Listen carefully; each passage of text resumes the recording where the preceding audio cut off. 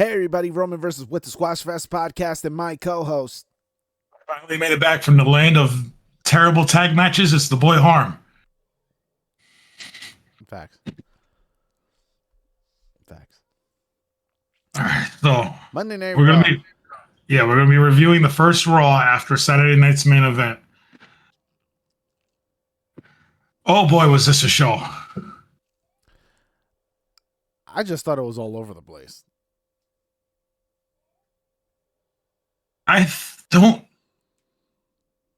So we talked about this last week. After a CM Punk World Heavyweight Championship win, who is going to be his first challenger? And I said LA Knight. We do not need CM Punk Logan Paul again. I'm sorry. This is not something I want.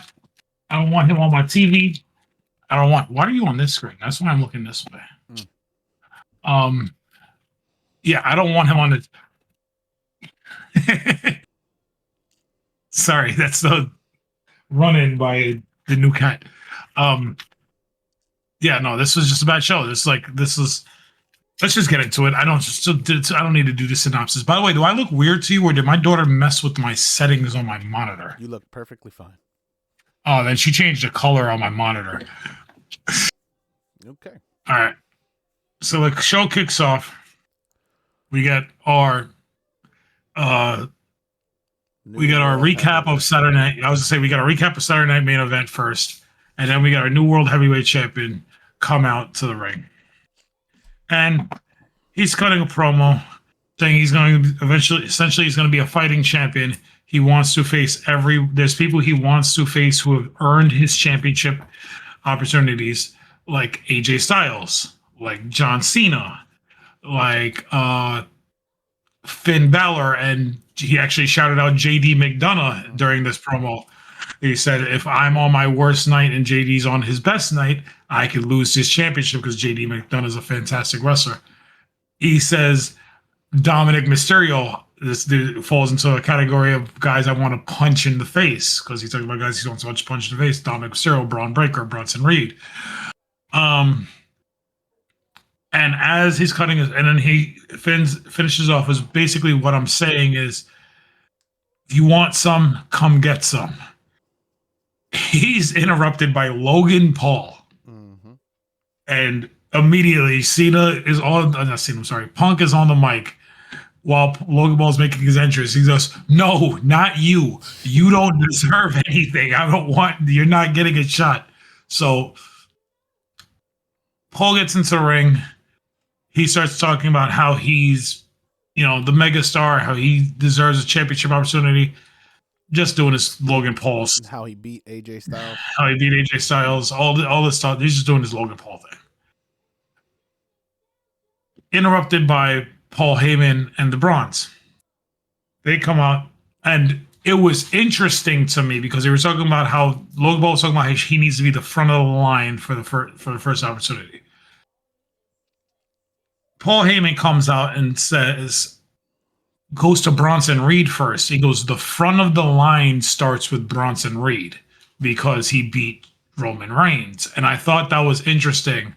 And then he goes, the front of the line starts with Braun Breaker because he's a future world heavyweight champion, future WrestleMania main eventer. You can't have two front of the lines. You can't.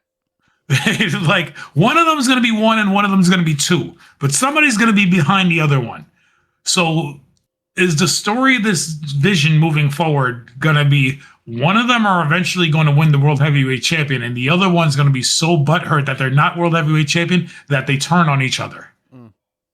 I think that's where we're going. It's going to be a long-term story because of how the end of the show played out, and we'll talk about that later. But I think that's where they're going with this. So they get into the ring. And Punk looks at Logan, and Logan goes, they're coming to fight. You want to fight? You're going to have my back? And Logan puts the mic down and walks away. He tries to walk between Braun and Bronson. And Braun's like, where are you going? He goes, I'm going this way. Excuse me. And Braun shoves him ridiculously hard, puts him on his ass. And the Braun's get into the ring. They start beating down CM Punk.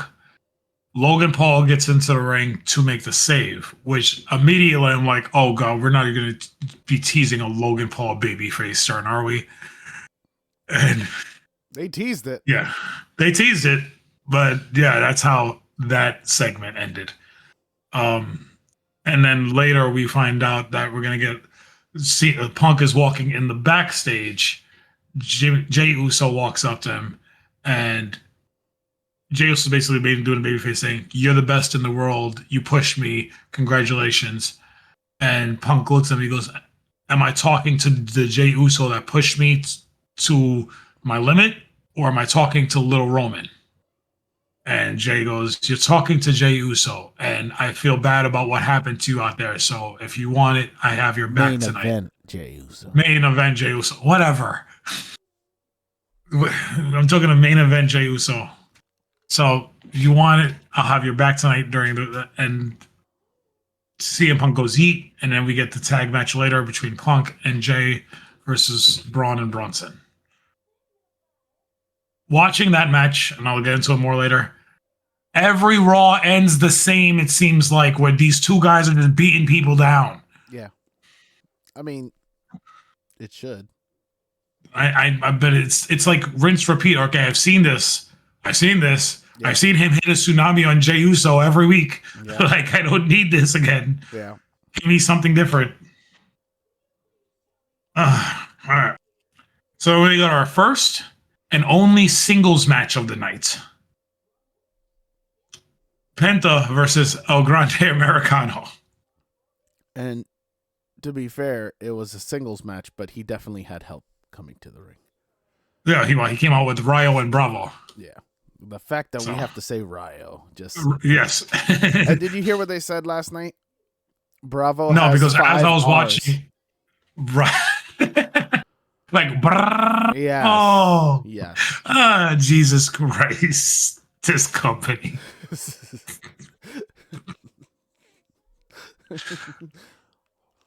Okay. So, Penta El Grande Americano. I don't know what to say about this match. It was perfectly fine. Ludwig is doing great work as El Grande, wrestling as a luchador. Penta is Penta. The Bravo and Rayo Americano get themselves thrown out of ringside at one point because they can't not cheat. And one of them is the one. The Penta wins. Okay, this was a big deal. Okay. The reason I thought it was a big deal was because for a while, this was the feud. And then we had what for me was the blow-off on a Monday Night Raw. You think this is over? It's not that it's over. It's that it felt final in the sense that he overcame the obstacle that was a thorn in his side for weeks, months. They put it on the shelf for a while because he was dealing with Dom. We come back to it, and now he just beats him on a Raw. It feels final. It feels like, okay, we just had to have an end to this. That's what it felt like to me. If you say so, next week we're probably going to get Bravo Americano versus Penta.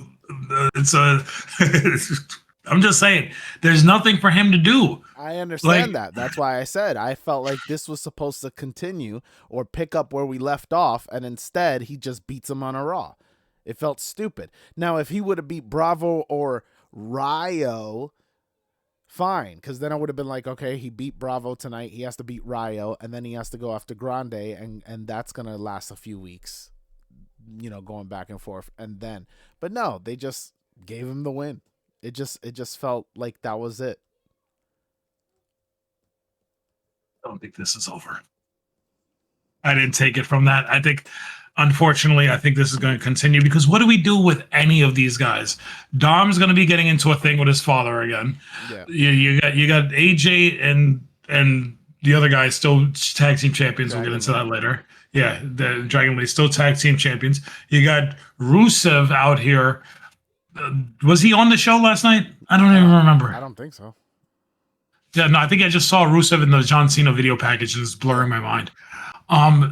you're gonna have Gunther coming back at some point during this tournament, like, but they're gonna be wrapped up in the tournament. What do you do with Penta or Grande Americano? Because they're not gonna be in this John Cena Invitational tournament, I don't think. Yeah.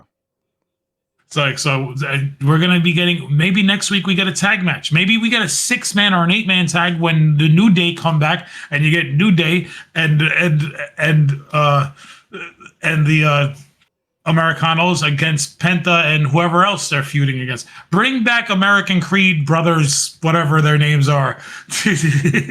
American Made. American Creed brothers. American Made. They haven't been on TV for like weeks for some reason. And that is Chad Gable coming back yet?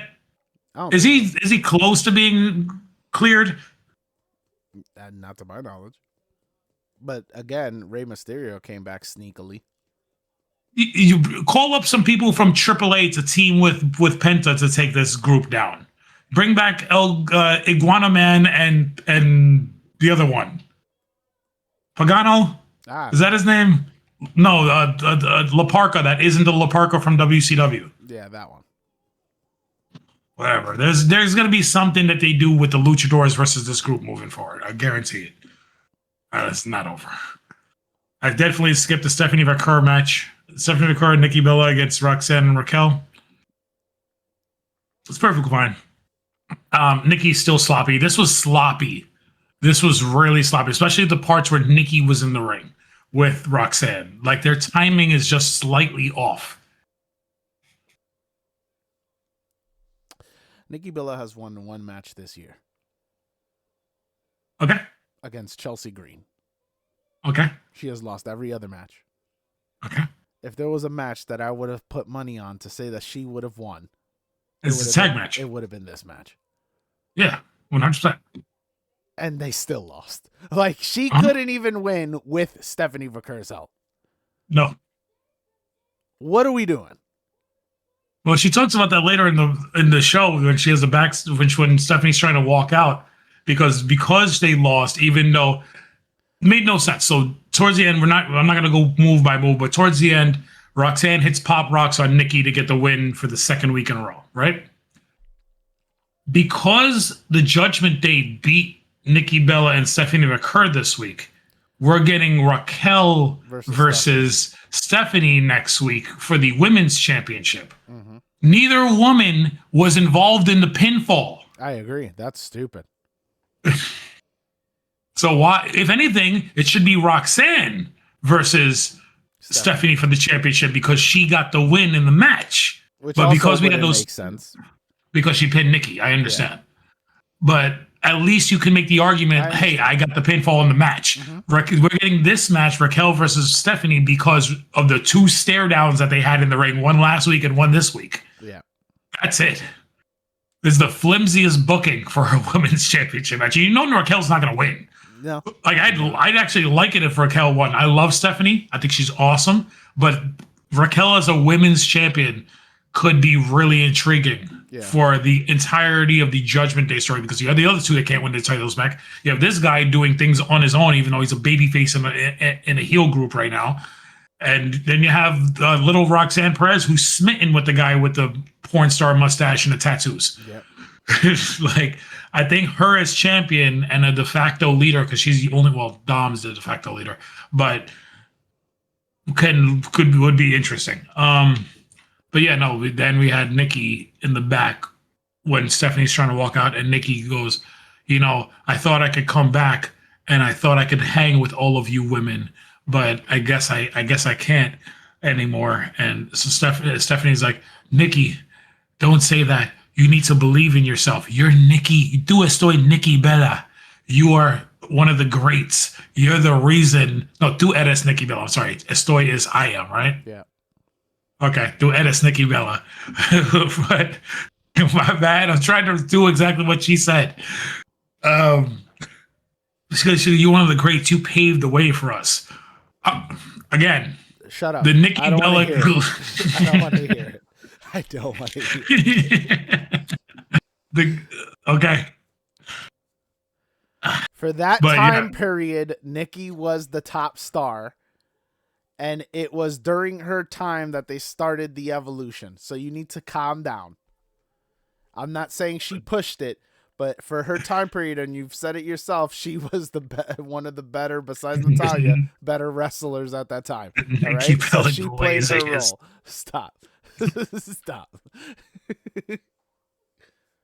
But yeah, I don't need. I think I missed that. I definitely didn't see any of that. You didn't see that? That was towards the end of the show. Was it on international feed?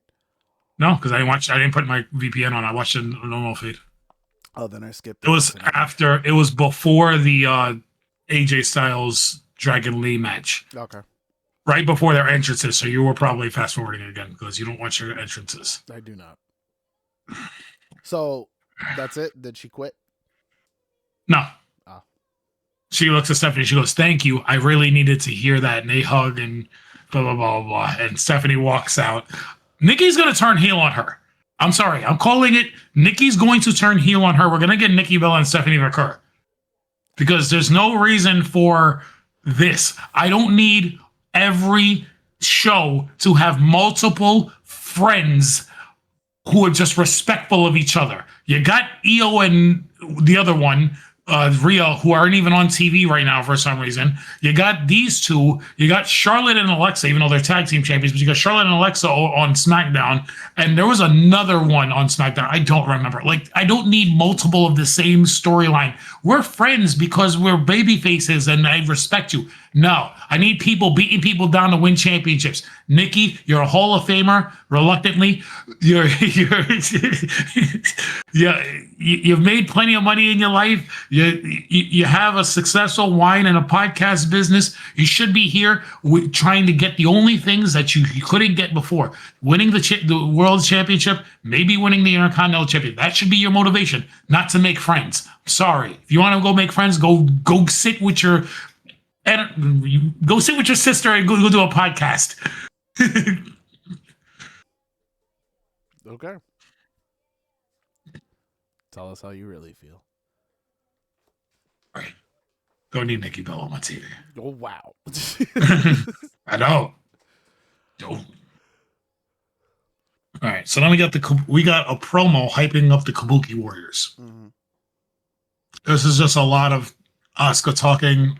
I'm a legend in this business. We showed last week why we're the most dominant tag team. We're coming for the tag team titles. We are the Kabuki Warriors. Mm-hmm. That's essentially what it was. 4 minutes of that. Yeah. Dominic Mysterio promo. Mm-hmm. So Dom comes out to the ring. Starts cutting a promo. I am the greatest luchador of all time. I am the greatest Mysterio of all time. He says a lot. And then he's interrupted by Rey Mysterio. And Rey says to him, is like, you can call yourself all the things in the world and you're successful. But you can't call yourself, but what I do take offense to is when you call yourself king of the luchadors and the greatest luchador of all time.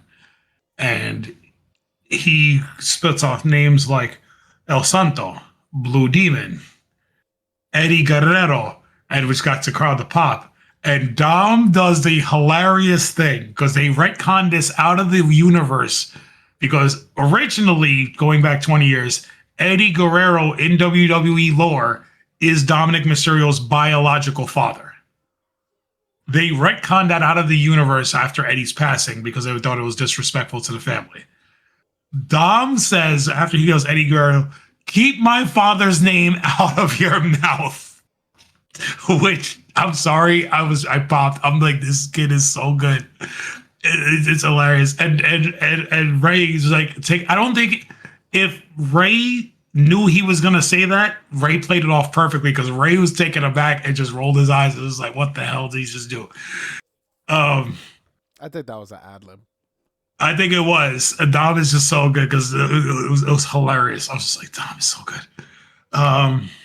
So then Dom goes, I am the greatest luchador of all time, and I am better than all of them. I'm greater than all of them. He goes, I'm better than El Santo.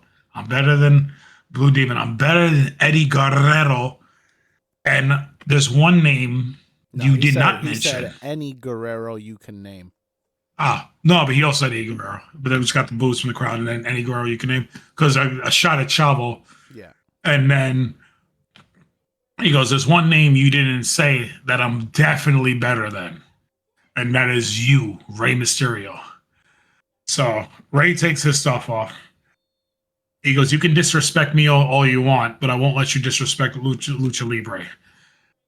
And they brawl. Rey hits him with the Hurricane Rana, goes for no, hit him with 619, goes for the top rope frog splash, and Dom runs away out of the ring. Been saying this. Rey is going to be the guy to take that Mega Championship off of Dom. You're going to have Rey Mysterio as the Mega Champion, and I think eventually we're going to get Dom Mysterio being Rey's retirement match. That has to happen. So I agree with you simply for the fact that he kept saying, "So long as I'm here." He said that multiple times. So long as He's I'm 50. here, so long as I'm alive, so long as I'm out. And I was just like, ugh, we're leading up to this. And the first thought right away that I had was too many people retiring. They're old. I understand that Like, they're old, but it's happening all at once. And back in the day, it didn't happen like that. It would happen like, gradually there'd be one guy here, but it seems like they're all going out around the same time. no, I think they just didn't announce retirements the way years ago. Yeah. Like it would be like Austin's final match, WrestleMania 19, which everybody thought, okay, this might be Austin's final match, but it wasn't an announced retirement, right? Yeah. Mick Foley just wrestled until he couldn't walk anymore in TNA. Triple H retired because of heart attack. Rock went on and did movies. He never officially retired, right?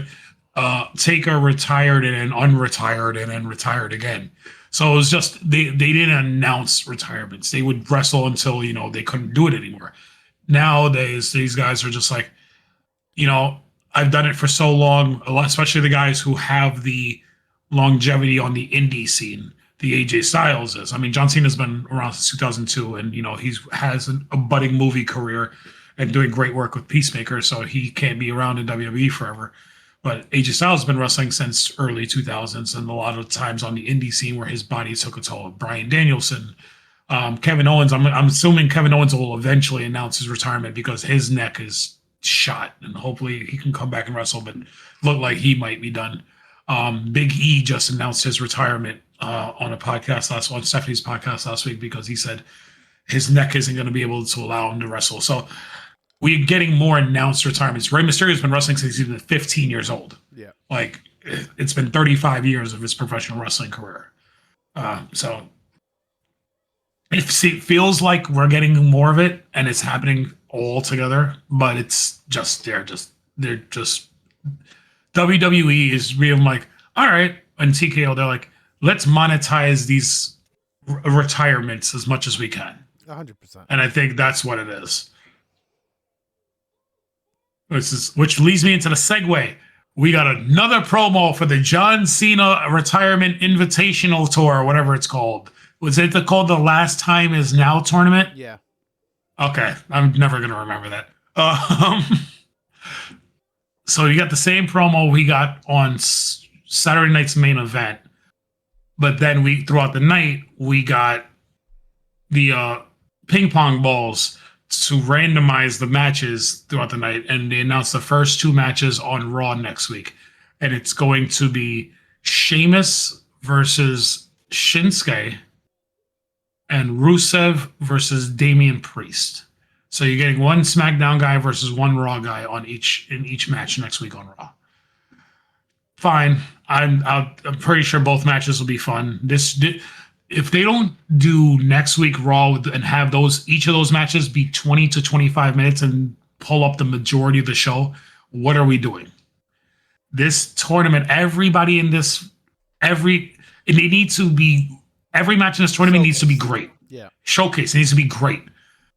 So that way, by the time you get to John Cena, it's like you really fought for something. Because we've said multiple times, Cena should not win his last match. If it's Gunther,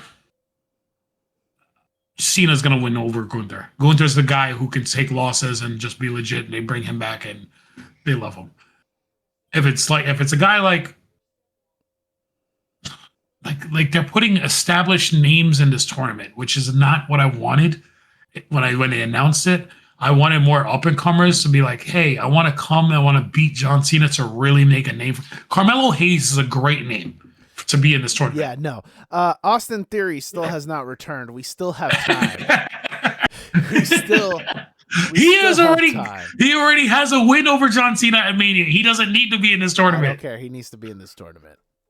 No. He's the only person I will accept going over John Cena.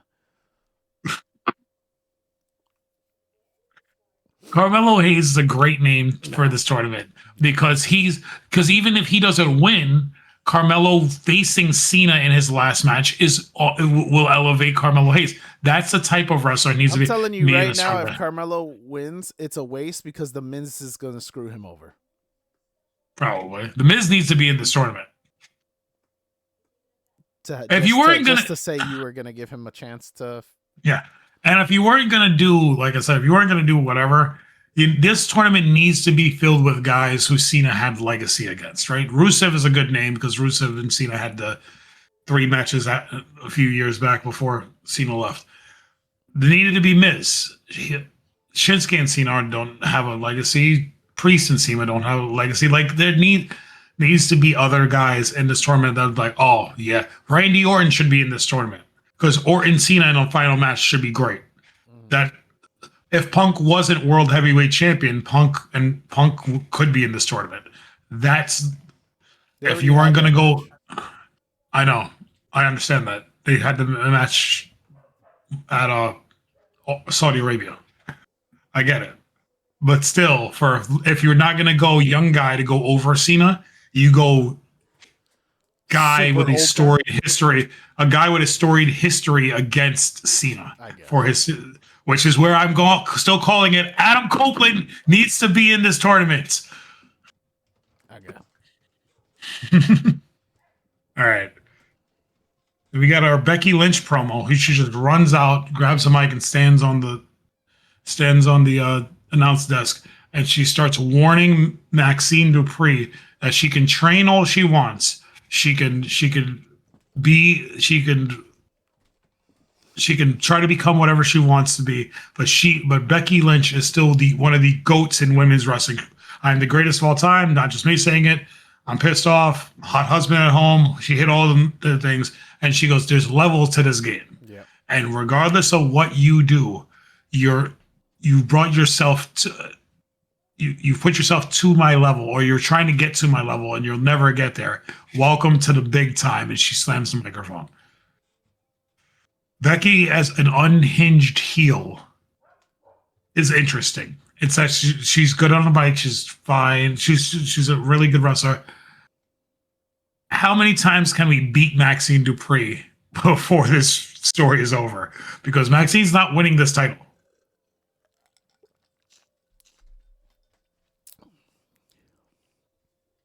You cannot convince me. Maxine Dupree is going to beat Becky Lynch and win this. Once Hunter got it in his mind that Maxine is going to win. Oh, the great line from Becky Lynch was the coolest thing to come out of New Mexico was a show about how much y'all do meth. I was like, okay, Breaking Bad reference. Mm-hmm. But yeah, no, this is good. All right. As she's walking Bailey out, and Lyra. She passes the Kabuki. She passes by. I was going to say Bailey and Lyra versus Asuka and Kairi Sane was next. And then she passes the Kabuki Warriors and she has a stare down with Asuka. Takes a small glance at Kairi, but she's really staring down Asuka the entire time. I don't know. Maybe we're foreshadowing Asuka and Bailey and Becky moving forward for the Intercontinental Championship. So this was a fun match. This was a really good match. The story of this match going in, because we had a backstage where Lyra was talking to Bailey and she's like, can I trust you? Where's your head at? Because of what happened last week where Asuka didn't attack Bayley, but attacked everybody else. So Lyra was asking us, can I trust you? Where's your head at? Is your head in the game? All this stuff. Bayley was like, yeah. We'll talk about all that after the match, but we have a really tough match to get into. No, Bayley. The reason she wanted to talk about this before the match was though that way we could address it, get it past us, so we can focus on the match alone. And I wouldn't have in the back of my mind, is Bayley really with me, or is she going to screw me over for her former friends? That's not what happened. But this entirety of this match was Asuka did not want to hit Bayley. Mm-hmm. And I mentioned it last week. I don't know if it's because Asuka doesn't want to trigger Psycho Bayley, or is it because they're teasing Bayley? I thought the cat was in there. Or they're teasing Bayley eventually turning heel again and not joining the Kabuki Wars, returning on Lyra. Like there's something there, and they kept making reference to it during the match. Mm-hmm. Where the match starts with Lyra and Kairi's in the ring, and as soon as Lyra and Asuka in the ring, and as soon as Bayley tags in, Asuka backs off and tags Kairi in because she doesn't want to hit her. The only physicality we got between them was at the hot tag at the end when Bayley starts beating down Asuka and jumps on her and hits a ground and pound. Asuka does nothing to Bayley this entire match. Yeah. But this was a fun match. Kairi Sane is just really good in the ring. There was a little bit of sloppiness to the end, but it's fine. That happens. Towards the end, Bayley and Lyra are hitting all their double team moves, and Asuka keeps breaking it up. Lyra goes to the top rope. She tries to hit she's like trying to hit a suplex. Asuka distracts her.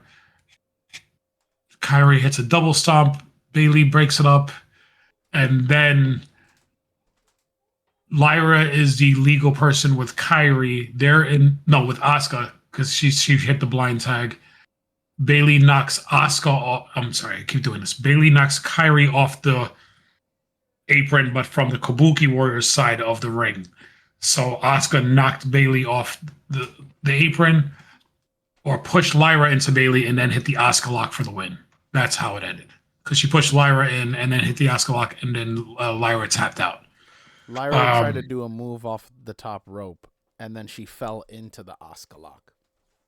Is that how it happened? Yes. I just remember her backing up into her. Yeah, basically. Because it was like a move. She went up on the rope, and then she went to fall back, and then that's when she got caught in it and taken down. Okay.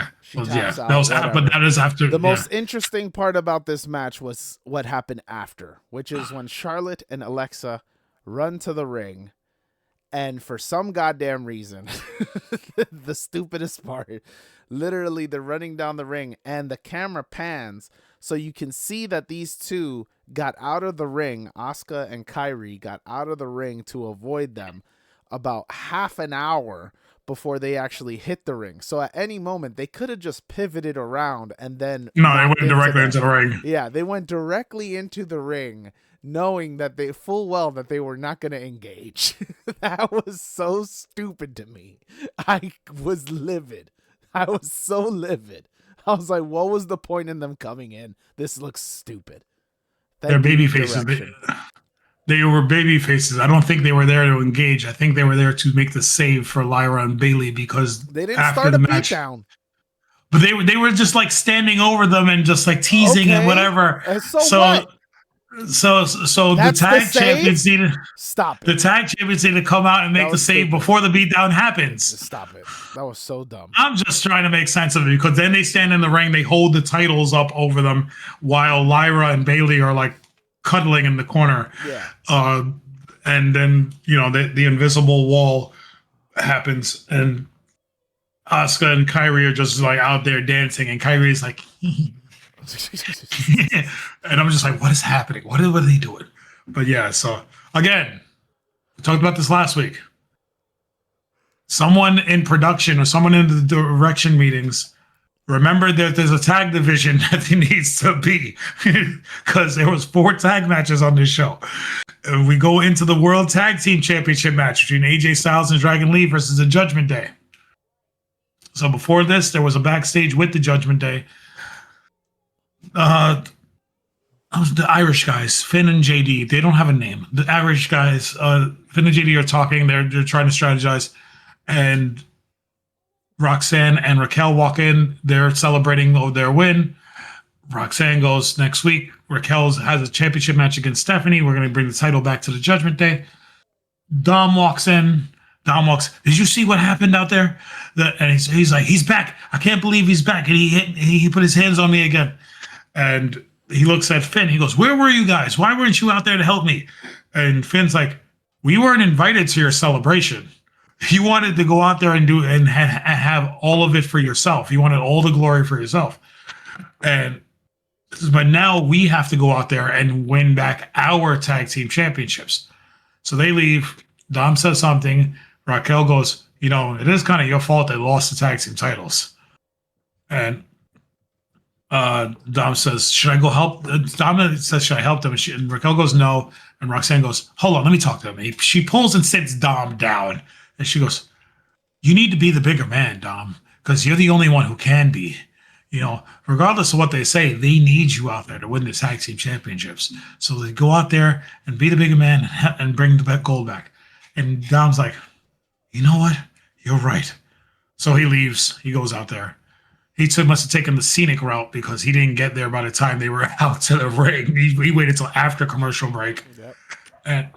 And then that's how the segment ends. So we don't have to go move for this. AJ Styles and Dragon Lee retain because Dom gets involved.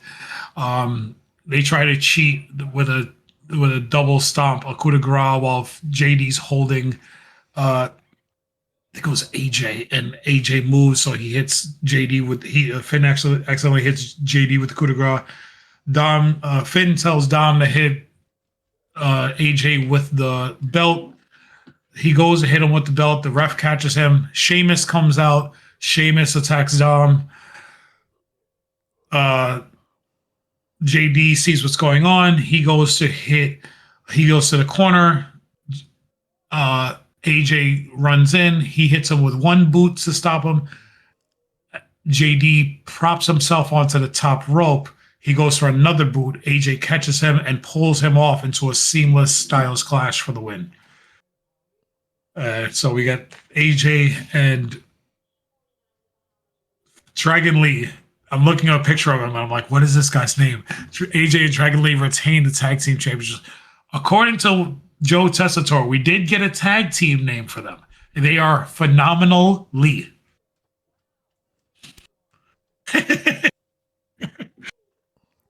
That is such a WWE name. It 100% is. Phenomenally. I can't. Yeah. All right. Next week, we're probably going to get Sheamus versus Dom for the Intercontinental Championship because of the brawl. No. He's in the tournament. Oh, yeah, he's in the match. So Dom's going to cost Sheamus the match. Got it. You think so? Because of the beatdown. I think so. Because of the beatdown, Dom will cost Sheamus so much. Remember, Sheamus has still never won the Intercontinental Championship. And not that I think he should. Yeah, I was going to say, no one needs that's the only championship he has not won. All right. So then we got CM Punk and Jey Uso versus Division. Beforehand, we got a backstage with the Jey Uso and Paul Heyman. Heyman goes, you were always my favorite member of the Bloodline, but why would you choose to team with CM Punk? And he goes, listen to me, OG. The fact that he still calls him OG because he gives him respect from their time in the Bloodline, even though he's leading a group that he doesn't like. And listen to me, OG.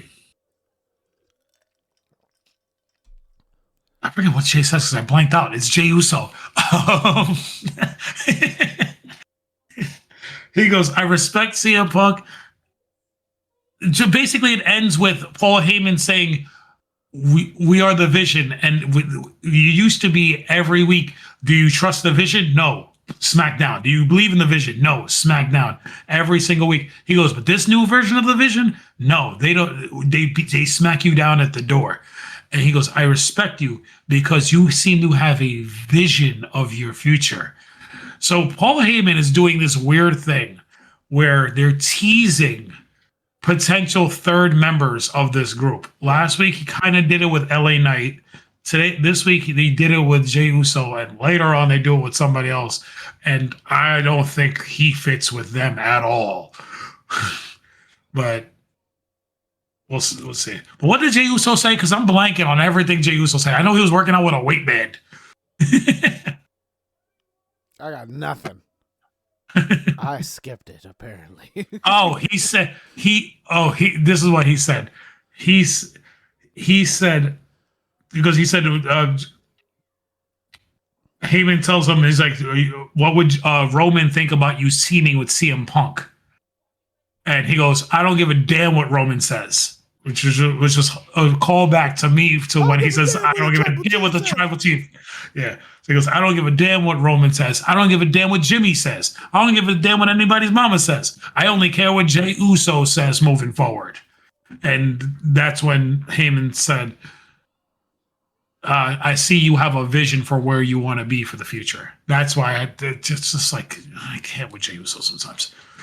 All right. So this match was dumb.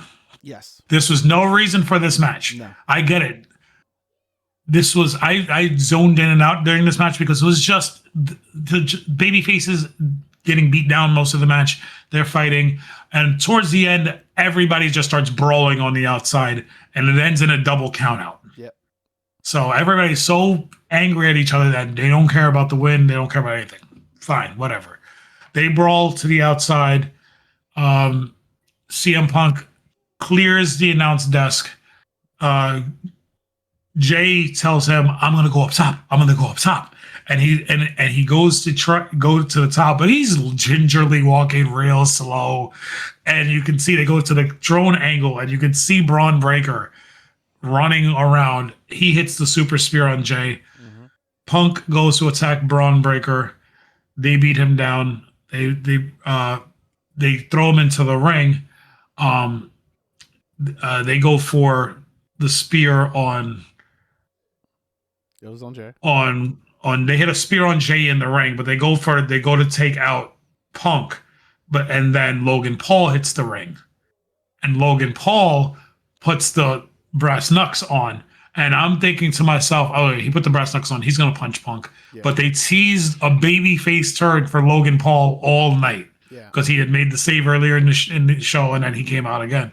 I instantly thought, oh, he's gonna hit Punk, and then I thought to myself, but wait, no, they provoked him and they beat him down earlier, so maybe he's coming to get his lick back. So I could see that, but then I was like, nah, he's too much of an ass. He's gonna hit Punk, and then he wants the World Heavyweight Championship. Yeah, that's what it is.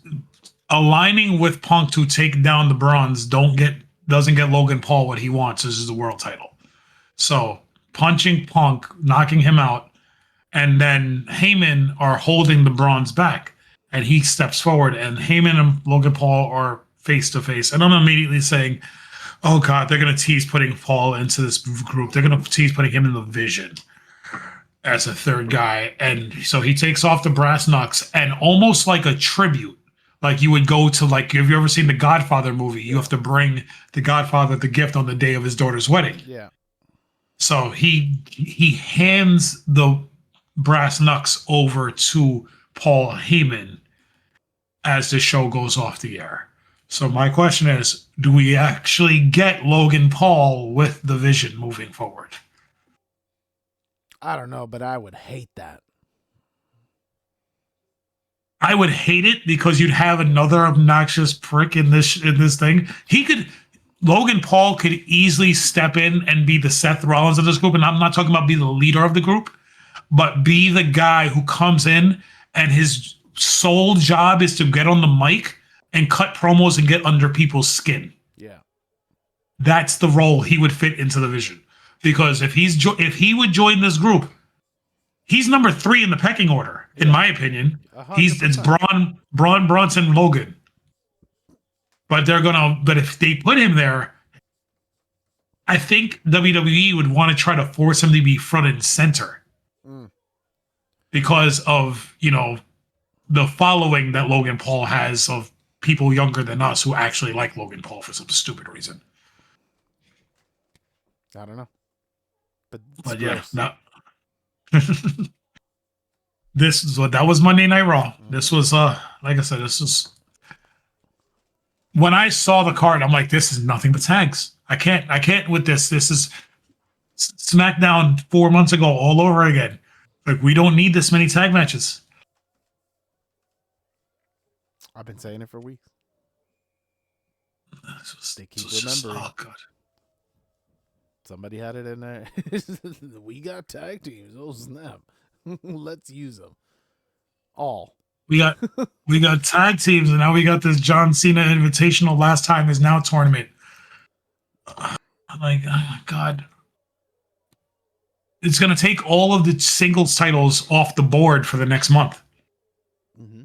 Because I can't imagine, because Dominic Mysterio is going to be in the tournament. I can't imagine Dom is going to be Becky versus Maxine. Yeah, I'm talking about men's singles titles. I wasn't talking about You need to. It's going to take both the United States Championship and the Intercontinental Championship off the board. Because the US champion is actually not. You think Ilya will be in this? I don't think Ilya will be in this. No. All right, so we'll still get the United States Open Championships. That's not what they're called. Open Challenge is. Yeah. All right. But yeah, that was Raw. It was a lackluster show. I give it I'm wavering between a D+ and a C-. I think C-. Okay, that's fine. Yeah. That's fine. I'll give it a C-. What we got on SmackDown? Anything else? Probably. I always type in review. I meant preview. I did those 2 words wrong for some reason. 2 title matches set for Friday's show. Well, one of them is the U.S. Open Challenge, so that doesn't count. Julia versus Chelsea Green for the Women's United States Championship. Okay. Charlotte Flair versus Nia Jax. Yeah. And Rey Fenix versus Tala Tonka. Okay. That's the SmackDown preview right now. It's not a bad preview. That's fine. We get four matches, yeah. Probably get who do we think? We'll probably get one more. Who do we think Ilya is going to face in the United States Open Challenge Championship Challenge thing? Somebody to piss me off. It'll probably be Tommaso. Or we do the thing again where Axiom comes out. And then Tommaso's like, no, you did it to me last week. You're not doing it to me again. I'm taking my opportunity. And Nathan, and not Nathan Frazier, Ilya Dragunov, and be like, you snooze, you lose, bro. You need to be out here faster. This week I'm facing Axiom. And then you have Tommaso Ciampa beat them down and get a double DQ, and then you motivate a triple threat or a fatal 4-way between all of them for War Games. You could do Nathan Frazier, Axiom, Ilya Dragunov, and Tommaso for the U.S. Championship at War Games.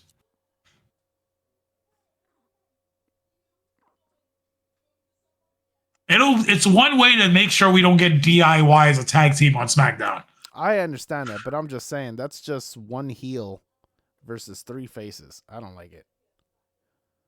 We had that a couple months ago when it was Punk, LA Knight, Jey Uso versus Seth Rollins. Okay, and I didn't like it then either. And Seth Rollins still got the win. What's your point? I don't like it. It'll be fun. But you could tell little stories, because remember, they had the backstage a couple weeks ago where Axiom Fraxium was like, I'm going to go for the U.S. Open Championship. I'm also going to go for the U.S. Open Championship. So you could tell a dissension inside of the match where they want to be a tag team and friends and be tag champions, but they also want to be a single stars. So there's like, do we want to hit each other? Do we not want to hit each other? You know what? Screw it. We're baby faces, and this is a friendly conversation. Because then I got to deal with what comes after. and which is the Wyatt Six now. Now chases after Fractium because your brotherhood was tested by the fact that you both wanted gold, and now blah blah blah blah blah. No, I'm good. While we're on that topic, where are the Street Profits?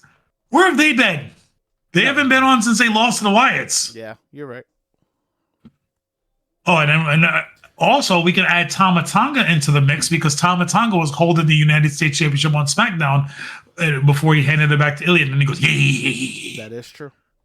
The United States Open that mid card in SmackDown has become more relevant because of these Open Champion challenges. I'll give them that. They've done it well. Mm-hmm.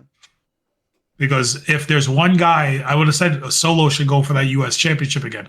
But if you're going to elevate the other members of the MFTs into single stardom and have them actually challenge for titles, I'm okay with that. Since there's 5 of them. All right. Well, that's it. You want to know about an NXT preview tonight? I don't. Oh, congratulations to Chelsea Green and Ethan Page for becoming the AAA mixed heavyweight tag team champions. Can we talk about how WWE is just taking all of their stars and just putting the AAA championships on them? No, I don't want to talk about it. It's like there's going to be no Hispanics with Hispanic championships anymore. Well, Dom's Mexican, but yes. It's all just going to be WWE people. Yes. All right, but yeah, that was Raw. Yep, that was Raw. Huh? I was just, I don't know what else. I was just gonna end it. Okay. Go ahead. Appreciate you guys for watching. As always, continue to watch us on Spotify, TikTok, iHeartRadio, and YouTube, and we'll catch you on the next one. Peace.